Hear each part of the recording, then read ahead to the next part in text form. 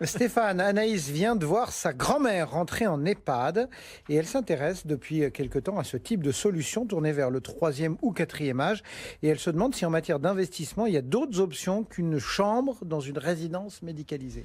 C'est un peu, pour répondre à Anaïs, c'est vrai que c'est un sujet qu'on rencontre souvent. L'EHPAD aujourd'hui a le vent en poupe d'un point de vue investissement. Je ne vais pas vous faire l'article sur la profondeur de marché du vieillissement de la population et surtout du besoin. Le Silver Age. Ouais, alors là, on est, on est plus loin que le Silver Age. Pour être dans le Platinum Age, si je peux me permettre de faire un peu d'humour sur un sujet qui n'est pas forcément drôle, parce que l'EHPAD, on est quand même sur l'hébergement de personnes dépendantes. Donc là, on est au-delà simplement du simple vieillissement de la population, dont on peut parler pour Anaïs. Mais voilà, juste pour rappel, ce qui freine souvent nos clients aujourd'hui, c'est que vous n'avez pas trop le choix, il faut acheter une chambre.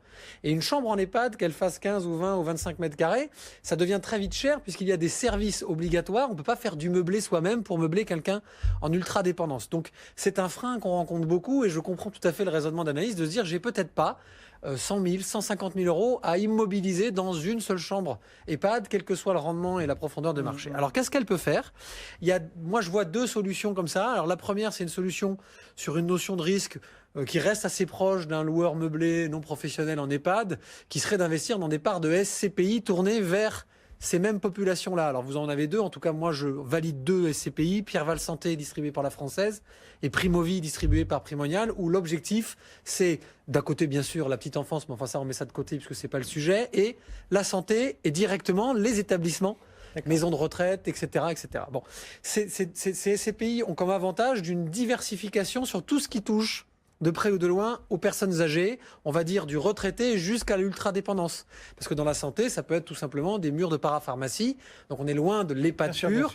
Mais donc ça ouvre encore plus le marché. Et ça nous enlève le risque d'opérateur que... C'est-à-dire qu'on n'est plus sur une seule chambre, etc. Là, on dilue énormément. Bon. Et alors après, pour les gens qui ont un petit peu plus envie d'ouvrir leur chakra, alors moi j'aime beaucoup, parce que vous le savez, je défends beaucoup les fonds thématiques. Je pense qu'on entre dans une ère de volatilité forte et de marché qui vont se tourner vers les thèmes qui sont porteurs. Alors il y a l'ISR, il y a l'eau, je défends souvent tout un tas de sujets. Bon, le Silver Edge, comme vous dites, CPR, la maison de gestion CPRM, a sorti un fonds qui s'appelle Silver Edge. C'est pas compliqué. Donc son objectif, il est classé comme un fonds action classique puisqu'il n'a pas de comparatif.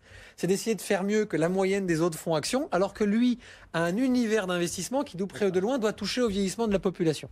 Et c'est très intéressant. Ça peut être les camping-cars, ça peut être très large. C'est plus large que ça parce que sa plus grosse position, si je ne m'abuse, à aujourd'hui, c'est Renault.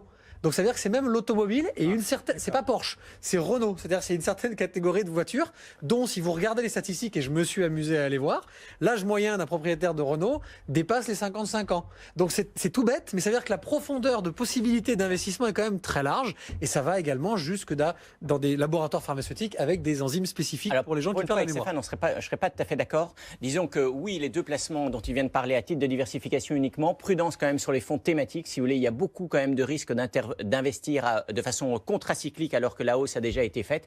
Et quant à l'immobilier géré, où vous passez peu ou prou un accord avec un professionnel, un bail commercial, il faut bien regarder ces baux commerciaux en détail et le revenu préfère l'immobilier traditionnel que l'on peut vendre, occuper ou louer à sa guise. Et puis sur les personnes âgées aujourd'hui, ce sont les premiers consommateurs, hein, par exemple dans un pays comme la France, ça pourrait s'éroder un petit peu avec le pouvoir d'achat qui est amené à oui, voilà. Mais si, les EHPAD, tout le monde n'aura pas les moyens de se payer les EHPAD. C'est pour ça, Guillaume, je dis ça. Après, le point de vue diffère. Aujourd'hui, justement, un bon fonds thématique, typique Silver Edge, a tellement de transversalité que je ne crois pas au système conjoncturel. Si la bourse casse la figure, ça ne veut pas dire qu'un fonds comme ça ne s'en sortirait pas. Pourquoi? Parce que tous les secteurs commerciaux, santé, biotechnologie, transport, etc. sont touchés, ou en tout cas sont traversés par un fonds de ce type-là. Donc c'est pour ça que je dis, alors attention, bien sûr, mon cher Christian, on y va mollo, on met pas tout ce qu'on a là-dessus, ça reste quand même un fonds d'investissement, ça reste un OPCVM, le capital n'est pas garanti.